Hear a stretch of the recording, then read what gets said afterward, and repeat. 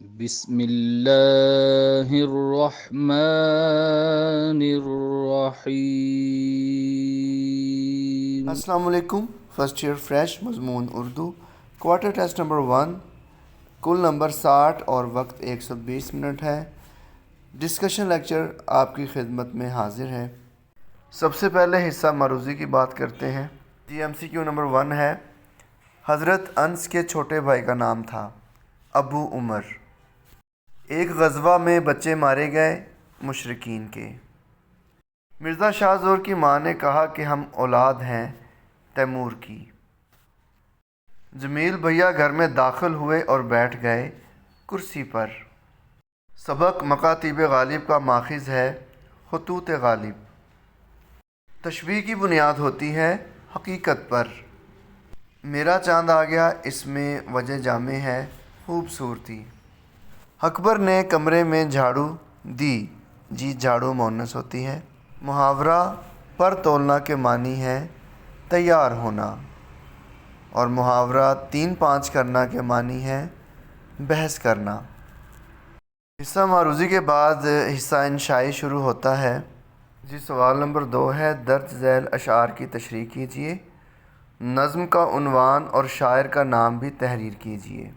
تو نظم کا عنوان ہے آزادی اور شاعر کا نام ہے احسان دانش۔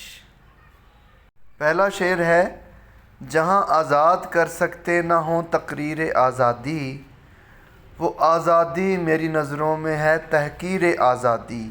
تو اس شعر کا مفہوم یہ ہے، جہاں لوگ اپنے خیالات کا برملا اظہار کرنے سے قاصر ہوں، ایسی آزادی کو آزادی کہنا آزادی کی تحقیر ہے۔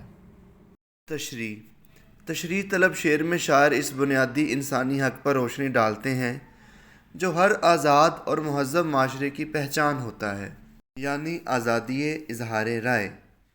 شاعر کے مطابق اگر کسی ریاست میں انسان کو اپنے خیالات، احساسات اور نظریات کو بے خوف و خطر بیان کرنے کا حق حاصل نہ ہو تو ایسی ریاست کو آزاد کہنا محض خوش فہمی ہے، بلکہ یہ آزادی کے مفہوم کی صریح توہین ہے۔ ایسی آزادی صرف ایک سراب ہے جس کے پیچھے جبر، خاموشی اور فکری غلامی کا گہرا سایہ ہوتا ہے۔ یہ بات تاریخ کے ہر دور میں واضح طور پر دیکھی گئی ہے کہ انسانی ترقی اور تمدنی شعور کی بنیاد ہمیشہ آزادی رائے پر رہی ہے۔ آزادی رائے وہ نعمت ہے جو فرد کو اپنے شعور کو جلا بخشنے، معاشرتی ناہمواریوں پر سوال اٹھانے اور نئے خیالات کو جنم دینے کا موقع دیتی ہے۔ شاعر اس کمی پر شدید احتجاج کرتا ہے اور بتاتا ہے کہ وہ آزادی جو زبان کو گونگا، قلم کو رکا ہوا اور ذہن کو قید کر دے، در حقیقت تحقیر آزادی ہے۔ یہی فکری تسلسل علامہ اقبال کے اشعار میں بھی جھلکتا ہے، جہاں وہ قوم کو جسم اور افراد کو اعضا قرار دیتے ہیں۔ مبتلائے درد کوئی عضو ہو روتی ہے آنکھ، کس قدر ہمدرد سارے جسم کی ہوتی ہے آنکھ۔ شاعر کے اس تصور میں جس طرح فرد کا دکھ اجتماعی درد بن جاتا ہے، اسی طرح فکری پابندی بھی پورے معاشرے کو مفلوج کر دیتی ہے۔ جب قوم کے افراد کو سوچنے، بولنے اور لکھنے کی آزادی نہ ہو تو وہ صرف جغرافیائی قیدی نہیں ہوتے، بلکہ ان کا ذہن بھی غلام بن جاتا ہے۔ احسان دانش کا یہ شعر آزادی اظہار جیسے بنیادی انسانی حق کا زوردار دفاع ہے۔ شاعر کے نزدیک وہ تمام ریاستی یا سماجی نظام جو اپنے شہریوں کو کھل کر بولنے، سوچنے اور لکھنے کی اجازت نہیں دیتے، در حقیقت آزادی کے لفظ کو مجروح کرتے ہیں۔ وہ کہتے ہیں کہ جہاں تقریر کی آزادی میسر نہ ہو، وہاں کی آزادی کو آزادی کہنا خود آزادی کی توہین ہے۔ یہ ایک گہرا طنز ہے ان نظاموں پر جو بظاہر آزاد کہلاتے ہیں مگر عوام کو خاموش رہنے پر مجبور کرتے ہیں۔ یہ دستور زباں بندی ہے کیسا تیری محفل میں، یہاں تو بات کرنے کو ترستی ہے زباں میری۔ اور اس تشریح کے ساتھ آپ ایک حوالہ جات کا مزید شعر ایڈ کر سکتے ہیں، مجھے ہر نامناسب بات پر تنقید کا حق ہے، میری تقریر سے تعبیر ہے تعمیر آزادی۔ اور دوسرا شعر ہے کہ فضائیں کر رہی ہیں ذوق ایثار و عمل پیدا، لہو میں دوڑتا ہے شعلہ تاثیر آزادی۔ اس کا مفہوم ہے یہ فضائیں مجھے اظہار و عمل کی دعوت دے رہی ہیں اور میرے خون میں شعلہ تاثیر آزادی جوش مار رہا ہے۔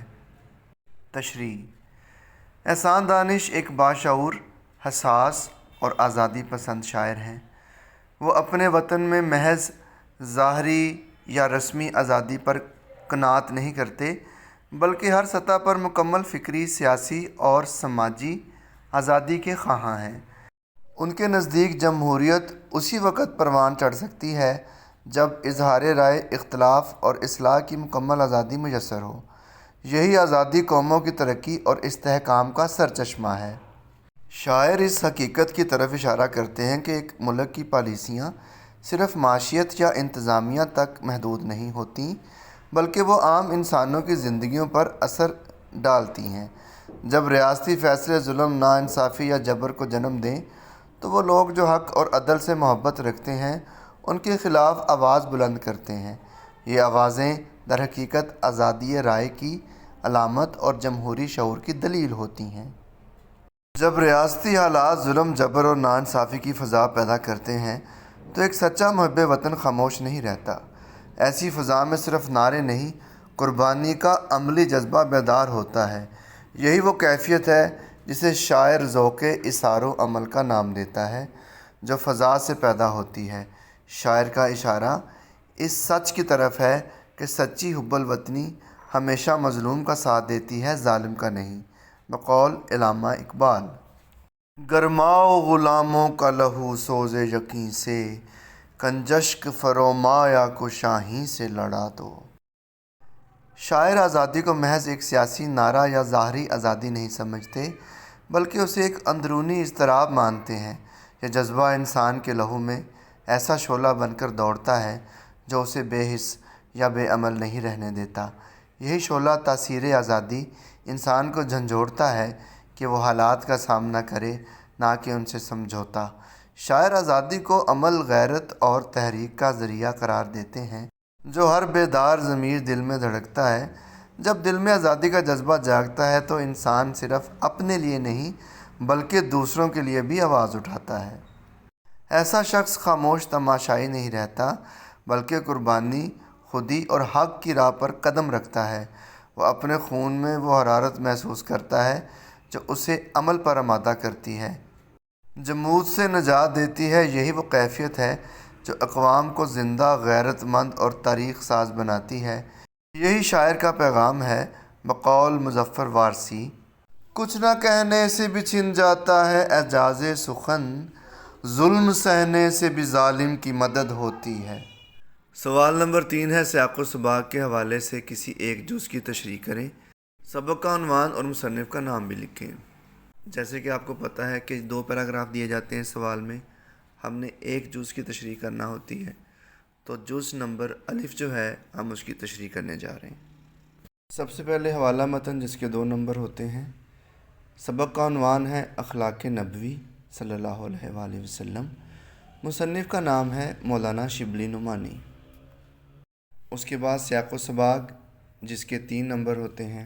سیاق و سباق میں آپ کو چاہیے کہ آپ پورے سبق کا احاطہ کریں، جیسے کہ آپ کو دیے گئے سیاق و سباق میں دکھائی دے رہا ہے کہ مداومت عمل سے لے کر حسن خلق، اس میں آپ لکھ سکتے ہیں کہ آپ صلی اللہ علیہ وآلہ وسلم اپنے گھر کے کام خود کیا کرتے تھے اور نیا میوہ کم ترین عمر کے بچے کو دیا کرتے تھے۔ حضرت بی بی فاطمہ علیہ السلام اور حضرت امام حسن علیہ السلام اور حضرت امام حسین علیہ السلام کا ذکر کریں۔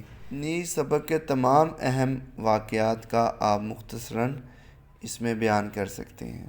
اب تشریح کی طرف بڑھتے ہیں۔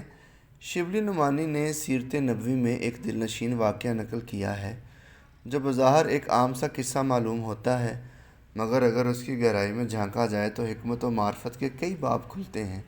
یہ واقعہ صرف ایک طبی مسئلے اور اس کے حل تک محدود نہیں بلکہ اس میں انسانی فطرت، یقین، حلال و طیب خوراک اور روحانی جسمانی تطہیر کے نہایت گہرے پیغامات پنہاں نظر آتے ہیں۔ یہ واقعہ یوں ہے کہ ایک شخص کو معدے کی گرانی کی شکایت ہوئی، جس پر نبی اکرم صلی اللہ علیہ وآلہ وسلم نے شفا یاب ہونے کے لیے شہد چٹانے کی ہدایت فرمائی۔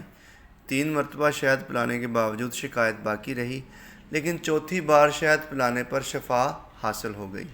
آپ اس واقعے کو مزید طوالت کے ساتھ بھی بیان کر سکتے ہیں، لیکن اس حوالے کو شامل کرنا مت بھولیے گا۔ لقمہ حرامی کے در جان رود، درود و سلامش نہ بر جان رود۔ ترجمہ: جو حرام لقمہ جسم میں داخل ہو اس سے دعائیں اور سلام قبول نہیں ہوتے۔ آقا دو عالم صلی اللہ علیہ وآلہ وسلم کی حیات طیبہ سادگی اور میانہ روی کا عملی نمونہ ہے۔ آپ صلی اللہ علیہ وآلہ وسلم نے ہمیشہ اعتدال پسندی کو فروغ دیا اور غیر ضروری تکلفات یا حد سے زیادہ کھانا کھانے سے منع فرمایا۔ اس حدیث سے بھی یہ سبق ملتا ہے کہ زیادہ کھانے سے بیماریاں پیدا ہوتی ہیں اور اعتدال زندگی کی بقا کے لیے ضروری ہے۔ اسلام میں خوراک کا مقصد جسم کی ضروریات پوری کرنا ہے، نہ کہ محض لذت کے پیچھے بھاگنا۔ آپ صلی اللہ علیہ وآلہ وسلم نے فرمایا، ابن آدم کے لیے چند لقمے کافی ہیں جو اس کی پیٹھ سیدھی رکھ سکیں۔ مزید تشریح بھی یہاں موجود ہے جس سے آپ استفادہ کر سکتے ہیں۔ اگلا سوال خلاصے کا ہے۔ ہمارے سامنے 2 خلاصے موجود ہیں، ہم ایک چنتے ہیں۔ تو آئیے فاقہ میں روزہ کی طرف بڑھتے ہیں۔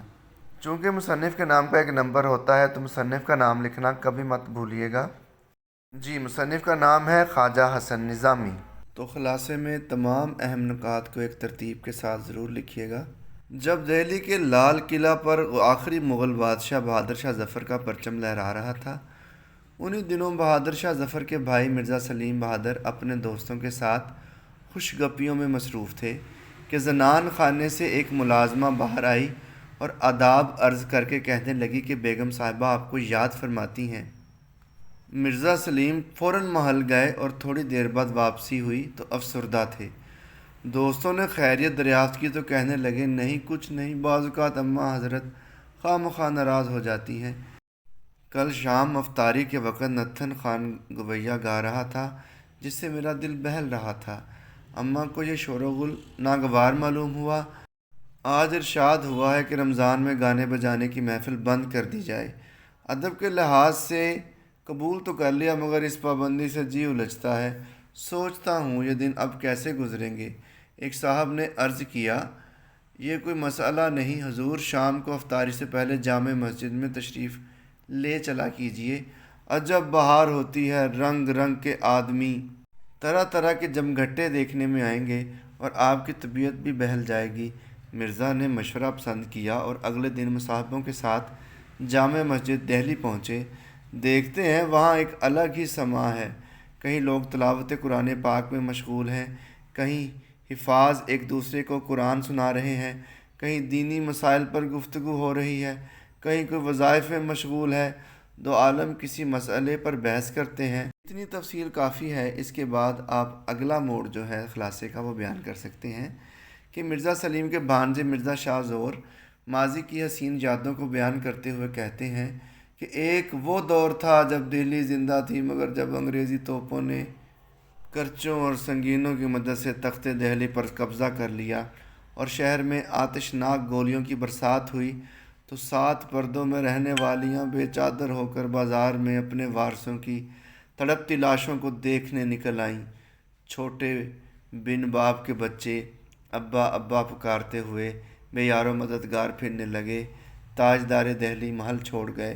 اس وقت مرزا شاہ زور بھی اپنی بوڑھی ماں، کمسن بہن اور بیوی کو لے کر قافلے کا سالار بن کے گھر سے نکلے۔ آپ مزید بتا سکتے ہیں کہ کیسے کتب صاحب چلے گئے، کیسے راستے میں انہیں لوٹ لیا گیا اور پھر انہیں بالآخر ایک گاؤں میں پناہ ملی۔ گاؤں میں جو ان پہ قیامتیں ٹوٹیں، ایک ایک کا ذکر کرنا مت بھولیے گا، اور پھر سبق کو اسی ترتیب کے ساتھ آگے لے کر چلتے ہوئے آپ اس بات پہ ضرور اختتام کر سکتے ہیں۔ مرزا شاہ زور پھر دہلی چلے آئے جہاں والدہ کا انتقال ہو گیا اور بہن کی شادی کر دی گئی۔ انگریز سرکار نے پھر ان کی جو پینشن ہے 5 روپے وہ بحال کر دی تھی۔ جی اگلا سوال، کسی ایک نظم کا خلاصہ یا مرکزی خیال لکھیے اور شاعر کا نام بھی تحریر کیجیے۔ میں آپ کو مشورہ دیتا ہوں کہ اگر آپ کو مرکزی خیال اور خلاصے میں سے کسی ایک کو چننا پڑے تو خلاصے کو چنیے گا۔ چونکہ ہمارے پاس چوائس موجود ہے تو آئیے نظم آزادی کا خلاصہ دیکھتے ہیں۔ نظم کے ہر شعر کا مفہوم اگر ملا دیا جائے تو نظم کا بخوبی خلاصہ تیار ہو جاتا ہے۔ تو نظم کے اشعار کو ایک ترتیب کے ساتھ نثری رنگ میں پرو دینا خلاصہ کہلاتا ہے، جو کہ آپ کی آنکھوں کے سامنے ہے۔ آپ اس کو عمدہ طریقے سے پڑھ سکتے ہیں۔ جی اب بڑھتے ہیں آخری سوال کی طرف۔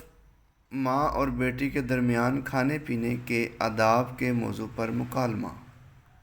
جی 10 نمبر کا یہ سوال ہے۔ اگر آپ پیٹرن کو اڈاپٹ کریں گے تو آپ آسانی سے اچھے نمبر اس میں حاصل کر سکتے ہیں۔ مکالمے کے آغاز میں سیاق و سباق اور موقع محل بیان کیا جائے تاکہ پڑھنے والا جان سکے کہ یہ مکالمہ کہاں اور کن حالات میں ہو رہا ہے۔ مکالمہ چاہے جس موضوع پر بھی ہو، جیسے کہ یہ موضوع ہے ماں اور بیٹی کے درمیان کھانے پینے کے آداب پر مکالمہ۔ مکالمہ چاہے جس بھی موضوع پر ہو، گفتگو کرتے وقت مخاطب کے مقام و مرتبہ کا خیال رکھا جائے۔ جیسے اس مکالمے میں ماں ہے تو ماں سے بیٹی زیادہ فرینک ہو کر بات نہیں کرے گی، ادب آداب کو ملحوظ خاطر رکھے گی۔ اسی طرح ماں بیٹی کو نصیحت کرتی دکھائی دے گی۔ یہی اس مکالمے کا اسلوب ہے۔ مکالمہ نہ اتنا طویل ہو کہ ایگزامینر اکتا جائے، بہت بڑے بڑے جملے نہیں لکھنے، اور نہ ہی اتنا مختصر ہو کہ آپ نمبر ہی نہ اس میں لے سکیں۔ حوالہ جات کو شامل کرنا مت بھولیے گا۔ جیسے بڑا خوبصورت حوالہ ہے کہ ایک قول ہے، جو نعمت کی قدر کرتا ہے نعمت اس کے پاس باقی رہ جاتی ہے۔ اسی ترتیب کے ساتھ مکالمہ جو ہے وہ آگے بڑھنا چاہیے، اور یہ حوالہ بھی اس میں لازمی شامل کریں کہ رزق کی قدر کرو، یہ رب کی عطا ہے، شکر سے بڑھتی ہے یہ نعمت خدا کی۔